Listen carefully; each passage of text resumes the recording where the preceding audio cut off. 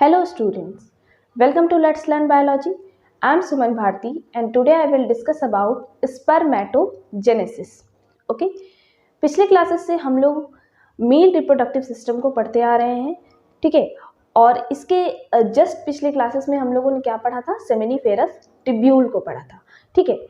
तो आज हम लोग डिस्कस करेंगे स्पर्मेटोजेनेसिस यानी कि स्पर्म का फॉर्मेशन सेमिनिफेरस ट्यूब्यूल के अंदर कैसे होता है, ठीक है, और इस प्रोसेस को क्या कहते हैं। ओके, तो चलिए हम लोग देखते हैं। तो देर ना करते हुए स्टार्ट करते हैं अपने टॉपिक को, ठीक है। तो चैनल पे अगर नए हैं तो इसे सब्सक्राइब कर लें और वीडियो अच्छी लगे तो इसे ज़रूर लाइक करें और अपने दोस्तों के साथ फटाफट से शेयर कर दें ताकि ये टॉपिक उन तक भी पहुंच पाए। ओके, तो देखिए पिछले क्लासेस में हम लोगों ने पढ़ा था सेमिनिफेरस ट्यूब्यूल, ठीक है। तो सेमिनिफेरस ट्यूब्यूल जो है वो किसका पार्ट है, टेस्टिस का पार्ट है, ठीक है। और सेमिनिफेरस ट्यूब्यूल एक ऐसा इंपॉर्टेंट पार्ट है जहाँ पे स्पर्म का फॉर्मेशन होता है। हम लोगों ने पिछले क्लासेस में उसके सेक्शन को, कटे हुए सेक्शन का डिस्कस किया था और उसके बारे में स्टडी किया था कि उसमें कौन कौन से पार्ट्स होते हैं। आज हम लोग देखेंगे कि उस सेमिनिफेरस ट्यूब्यूल के अंदर कैसे स्पर्म का फॉर्मेशन होता है, ठीक है ना। तो चलिए हम एक डायग्राम से शुरू करते हैं। सबसे पहले हम इस डायग्राम को स्टडी करेंगे। मैंने यहाँ दो डायग्राम बनाए हैं, diagram number 1 and diagram number 2, ठीक है। तो हम इस डायग्राम को स्टडी करेंगे। जिन लोगों ने मेरा पिछला क्लास देखा है सेमिनिफेरस ट्यूब्यूल का, वो उन्हें ये डायग्राम याद होगा, ठीक है। और अगर जिन लोगों ने नहीं देखा है तो प्लीज़ वहाँ जा कर के चेक करें एंड देन कंटिन्यू करें, ठीक है। तो ये जो डायग्राम है वो किसका है, ये सेमिनिफेरस ट्यूब्यूल के कटे हुए सेक्शन का डायग्राम है, ठीक है। और यहाँ आसानी से आप लोग देख पा रहे हैं कि यहाँ दो तरह के सेल है, ठीक है। एक जो आपका इस लाइनिंग है, ये जो लाइनिंग है हमारा, इसको क्या कहते थे बच्चों, इसको कहते थे जर्मिनल एपिथेलियम, ठीक है। अब इस जर्मिनल एपिथेलियम के अंदर दो तरह के सेल है, ठीक है ना। इस जर्मिनल एपिथेलियम के अंदर दो तरह के सेल है। ये बड़े वाले जो सेल दिख रहे हैं आपको, इसे कहते हैं हम लोग क्या, सर्टोली सेल। और जो अंदर वाले सेल हैं छोटे छोटे, इसे क्या बोलते हैं हम लोग, स्पर्मेटोगोनिया या फिर प्रीमोडियल जर्म सेल, ठीक है। तो अब हम लोग देखेंगे कि ये जो खाली स्पेस है इसे क्या कहते थे, इंटरस्टिशियल स्पेस। और इसके अंदर जो ये ट्रायंगल जैसा सेल है उसे कहते थे क्या, लेडिग सेल, ठीक है ना। तो अब हम लोग आते हैं डायग्राम नंबर 1 पे। ये जो डायग्राम है आपका वो इसका कटा हुआ सेक्शन है, समझो, ठीक है। इतना सा कटा हुआ सेक्शन को मैंने यहाँ पे दिखाया है, ठीक है। तो इसमें इस डायग्राम से हम लोग समझेंगे कि कैसे स्पर्म का फॉर्मेशन होता है, ठीक है। तो सबसे पहले बात की स्पर्म के फॉर्मेशन के प्रोसेस को हम लोग कहते हैं स्पर्मेटोजेनेसिस, और एग के फॉर्मेशन के प्रोसेस को कहते हैं हम लोग oogenesis। स्पर्मेटोजेनेसिस जो है आपका मेल में प्यूबर्टी आने के बाद स्टार्ट होता है और ये जीवन पर्यंत लाइफ लॉन्ग चलता रहता है। लेकिन oogenesis जो है वो आपका फीमेल में एम्ब्रियोनिक लाइफ में ही शुरू हो जाता है, एम्ब्रियोनिक स्टेज में ही शुरू हो जाता है। और कुछ स्टेज आने के बाद, कुछ एज के बाद, जैसे कि 45, 50 या 55 के बाद ये स्टॉप हो जाता है oogenesis, ठीक है। लेकिन स्पर्मेटोजेनेसिस हमेशा चलता रहता है। इन दोनों में बस यही डिफरेंस है, ठीक है। चलो अब हम लोग ये कटे हुए सेक्शन का डिस्कस करेंगे। तो इसका जो बाहर का जो लाइनिंग है ये क्या है आपका, प्रीमोडियल जर्म सेल या फिर जर्मिनल एपिथेलियम।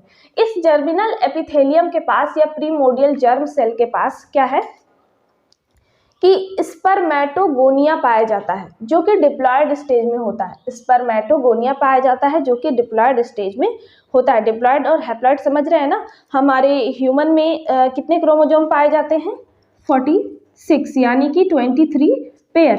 तो जब 46 क्रोमोसोम होगा तो उसे डिप्लॉयड कंडीशन कहेंगे, और जब 23 क्रोमोसोम होगा तो उसे हैप्लॉयड कंडीशन कहेंगे, ठीक है ना। तो स्पर्मेटोगोनिया जो है वो एक तरह से स्टेम सेल बनाता है, ठीक है, वो क्या है, स्टेम सेल। स्टेम सेल का मतलब होता है जो कि सेल को जनरेट कर सकता है, ठीक है। तो स्टेम सेल है ये स्पर्मेटोगोनिया। ये क्या करेगा, इस स्पर्मेटोगोनिया में माइटोसिस डिवीजन होगा। इस स्पर्मेटोगोनिया में माइटोसिस डिवीजन, जिसे कि इक्वेशनल डिवीजन भी कहते हैं। और माइटोसिस डिवीजन के बाद इस स्पर्मेटोगोनिया में जब मेल में प्यूबर्टी आएगा तब ये डिवीजन होगा, ठीक है।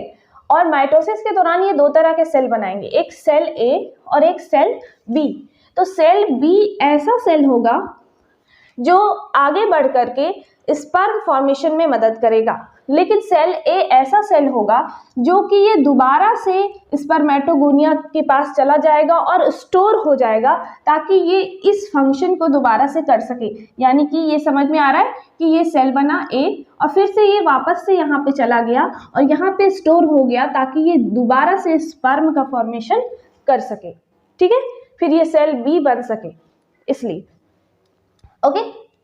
तो यहाँ पे हो गया आपका माइटोसिस डिवीजन यानी कि इक्वेशनल डिवीजन, ठीक है। अब ये स्पर्मेटोगोनिया माइटोसिस डिवीजन करके यानी कि टाइप बी सेल जो है हमारा क्या बनाएगा, हमारा बनाएगा प्राइमरी स्पर्मेटोसाइट, जो कि क्या होगा, डिप्लॉयड होगा, क्योंकि यहाँ पे माइटोसिस डिवीजन ही हो रहा है। माइटोसिस डिवीजन को इक्वेशनल डिवीजन कहते हैं। यहाँ पे क्रोमोसोम नंबर हाफ नहीं होगा, ठीक है। तो ये स्पर्मेटोगोनिया क्या बनाया, प्राइमरी स्पर्मेटोसाइट। अब ये जो हमारा प्राइमरी स्पर्मेटोसाइट है वो पहला सेल है जो स्पर्म प्रोडक्शन कर सकता है। तो प्राइमरी स्पर्मेटोसाइट में अब एक डिवीजन होगा जिसे कहते हैं हम लोग मियोसिस डिवीजन। क्या कहते हैं, मियोसिस डिवीजन। आई होप कि आप लोग समझ रहे होंगे कि माइटोसिस और मियोसिस डिवीजन क्या होता है, ठीक है। मियोसिस डिवीजन का मतलब होता है रिडक्शनल डिवीजन, जिसमें कि क्रोमोसोम नंबर हाफ हो जाता है। तो यहाँ पे मियोसिस 1 होगा। मियोसिस 1 कहाँ होगा, प्राइमरी स्पर्मेटोसाइट में। और ये क्या बनाएगा, 2 सेल बनाएगा, क्योंकि मियोसिस डिवीजन के बाद 2 सेल बनते हैं, ठीक है। 2 सेल यहाँ पे बनेंगे, ठीक है। और उन दोनों सेल को नाम देंगे हम लोग क्या, सेकेंडरी स्पर्मेटोसाइट। और ये सेकेंडरी स्पर्मेटोसाइट कैसा होगा, हैप्लॉइड होगा, क्योंकि इनका क्रोमोसोम नंबर हाफ हो गया है ड्यू टू द मियोसिस 1, ठीक है। अब इस सेकेंडरी स्पर्मेटोसाइट में फिर से मियोसिस डिवीजन होगा, तो इसे कहेंगे हम लोग मियोसिस 2, ठीक है। और ये कैसा बनाएंगे, ये 4 सेल बनाएंगे, 1 2 3 एंड 4। एक सेल से 2 सेल डिवाइड होगा और 4 सेल बनाएगा, जिसे कहेंगे हम लोग स्पर्मेटिड्स। और ये भी हैप्लॉइड होंगे। यहाँ पे क्रोमोसोम नंबर हाफ नहीं हुआ है, क्योंकि ये एक्चुअली में माइटोसिस की तरह ही प्रोसेस होता है, ठीक है। और यहाँ पे ये बोला जा रहा है कि मियोसिस 2 है, बट प्रोसेस जो है इनका माइटोसिस की तरह होगा। यहाँ पे क्रोमोसोम नंबर और भी हाफ नहीं होगा, समझ में आ रहा है ना, ठीक है। उसके बाद जब ये आपका स्पर्मेटिड्स बन चुका है, अब इस स्पर्मेटिड्स में क्या होगा, डेवलपमेंट होगा, ठीक है। और ये डेवलपमेंट होने के बाद इनके स्ट्रक्चर में थोड़ा सा चेंज आएगा, इनमें थोड़ा सा ये टेल लग जाएगा और ये बन जाएगा आपका स्पर्मेटोजोआ या फिर स्पर्म कह सकते हैं, ठीक है। स्पर्मेटिड में डेवलपमेंट होने के बाद क्या बनाएगा, स्पर्मेटोजोआ या फिर स्पर्म, ठीक है। तो ये पूरा प्रोसेस होने के दौरान, ठीक है, हमने 2 सेल देखा था यहाँ पे, एक सर्टोली सेल और दूसरा आपका क्या देखा था हम लोगों ने, प्रीमोर्डियल जर्म सेल या फिर स्पर्मेटोगोनिया, ठीक है। तो प्रीमोर्डियल जर्म सेल तो आपका स्पर्मेटोगोनिया बना रहा था, लेकिन जो सर्टोली सेल है वो क्या काम कर रहा था, वो नरिशमेंट देने का काम करता है, क्योंकि सर्टोली सेल को हम लोग क्या बोलते हैं, नर्स सेल भी कहते हैं। तो सर्टोली सेल कहाँ पे वर्क करता है, सर्टोली सेल जब स्पर्मेटिड्स बन जाता है तो स्पर्मेटिड्स को फिर डेवलपमेंट देता है, न्यूट्रिशन देने का काम करता है और उसके स्ट्रक्चर में चेंज आता है और वो स्पर्म बन जाता है, ठीक है, या फिर स्पर्मेटोजोआ बन जाता है, ठीक है। तो सर्टोली सेल का क्या काम है, नरिशमेंट देने का काम करता है, ठीक है। अब एक चीज और यहाँ पे टर्मिनोलॉजी देखिए कि स्पर्मेटिड से स्पर्म बनने के प्रोसेस को हम लोग क्या कहते हैं, स्पर्मियोजेनेसिस। क्या बोलते हैं? स्पर्मियोजेनेसिस। स्पर्मियोजेनेसिस और स्पर्मेटोजेनेसिस ये दोनों डिफरेंट चीजें हैं। स्पर्मेटोजेनेसिस का मतलब होता है फॉर्मेशन ऑफ स्पर्म, ठीक है, and spermiogenesis is the process during the conversion of spermatids into the spermatozoa, ठीक है। स्पर्मियोजेनेसिस क्या है? Conversion of spermatids into the spermatozoa is called spermiogenesis, ठीक है। अब जब देखिए हमारा स्पर्म यहाँ पे बन चुका है, यानी कि हमारा स्पर्म इस सेल के अंदर बन चुका है, तो ये बाहर तो जाएगा, ठीक है। तो जब ये सर्टोली सेल से निकल करके, ठीक है, ये सर्टोली सेल से निकल करके कहाँ जाएगा? इंटरस्टिशियल साइट में रिलीज हो जाएगा, ठीक है। तो जो आपका स्पर्मेटोजोआ है वो सर्टोली सेल से जब रिलीज होगा उस वक्त भी एक प्रोसेस होगा, और उस प्रोसेस को हम लोग कहेंगे स्पर्मिएशन, ठीक है। यहाँ 3 टर्म आया, spermiation, spermiogenesis and spermatogenesis. Spermatogenesis यानी कि process of formation of sperm. Spermiogenesis का मतलब होता है conversion of spermatids into the spermatozoa, and spermiogenesis का मतलब होता है कि release of the spermatozoa from the Sertoli cell into the interstitial site, this called spermiation. Okay, समझ में आ रहा है? ठीक है, तो चलो अब ये पूरा प्रोसेस हमारा हो गया, ठीक है। तो स्पर्मिएशन भी हमारा हो गया, स्पर्म हमारा क्या हो गया? इंटरस्टिशियल साइट में आ गया। तो यहाँ पे लेडिक सेल जो है वो क्या है? अपना हार्मोन रिलीज करेगा, मेल हार्मोन, जिसे कि एंड्रोजन या फिर टेस्टोस्टेरोन हार्मोन कहते हैं, और ये स्पर्म को डेवलपमेंट करेगा, ठीक है, उन्हें मैच्योर करेगा, और आगे ये स्पर्म क्या है? रेटे टेस्टिस में जाएंगे, फिर वासा एफ्रेंसिया में जाएंगे, फिर एपिडिडाइमिस में जाएंगे, वहाँ पे स्टोर होंगे, और उसके बाद आगे क्या होगा कि ये वास डिफरेंस से होता हुआ ये बाहर चला जाएगा, ठीक है। चलो, ये सारा प्रोसेस तो हमारा हो गया। तो ये सारा प्रोसेस होने के लिए कहीं से तो इन्हें सिग्नल मिला होगा, कोई तो एंजाइम या कोई हार्मोन वर्क करता होगा, ठीक है। तो थोड़ा सा हम हार्मोनल वर्क को देख लेते हैं। जैसे कि यहाँ पे एक मैंने हार्मोन लिखा है, गोनाडोट्रोपिन रिलीजिंग हार्मोन। ये जो हार्मोन है वो हाइपोथैलेमस में रिलीज होता है, हाइपोथैलेमस यानी कि जो हमारे ब्रेन में प्रेजेंट होता है, ठीक है। तो ये गोनाडोट्रोपिन रिलीजिंग हार्मोन क्या करेगा? एंटीरियर पिट्यूटरी को सिग्नल देगा, एंटीरियर पिट्यूटरी को सिग्नल देगा, ठीक है। और ये एंटीरियर पिट्यूटरी एक्टिव हो जाएगा, एंटीरियर पिट्यूटरी ग्लैंड हमारा एक्टिव हो जाएगा, और ये जब ग्लैंड एक्टिव होगा तो 2 तरह के हार्मोन रिलीज करेगा, एक है LH और एक है FSH। LH हार्मोन जिसे कि हम लोग क्या कहते हैं? ल्यूटिनाइजिंग हार्मोन कहते हैं, और FSH हार्मोन जिसे कि फॉलिकुलर स्टिमुलेटिंग हार्मोन कहते हैं।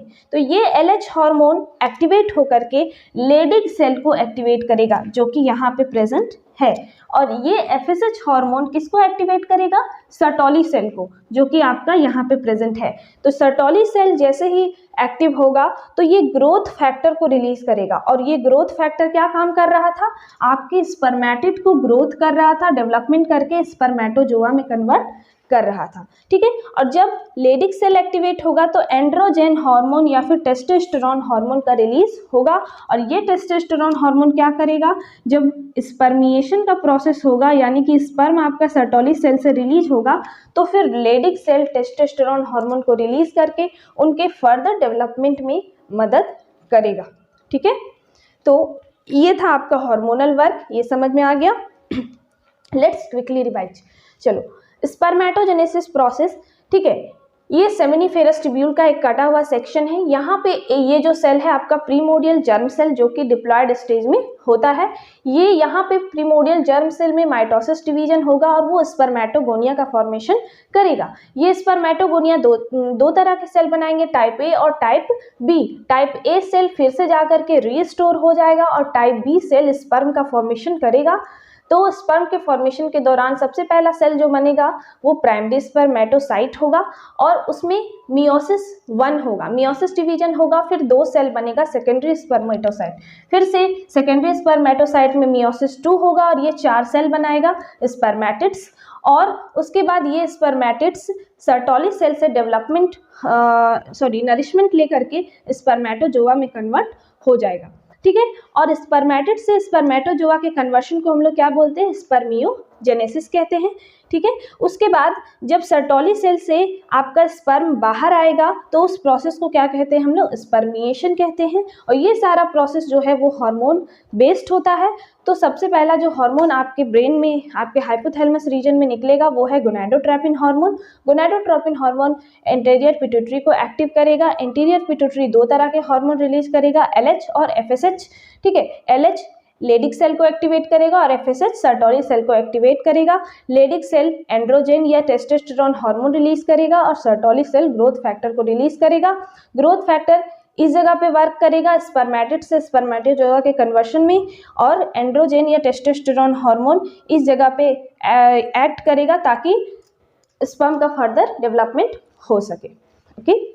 तो आई होप कि आप लोगों को ये क्लास बहुत अच्छे से समझ में आया हो। स्पर्मेटोजेनेसिस अगर समझ नहीं आया है तो प्लीज़ हमें कमेंट करके बताएं, और अगर समझ में आ गया है तो वीडियो को लाइक करते हुए जाएं और चैनल को सब्सक्राइब करें और अपने दोस्तों के साथ ज़रूर शेयर करें, ओके। Thank you.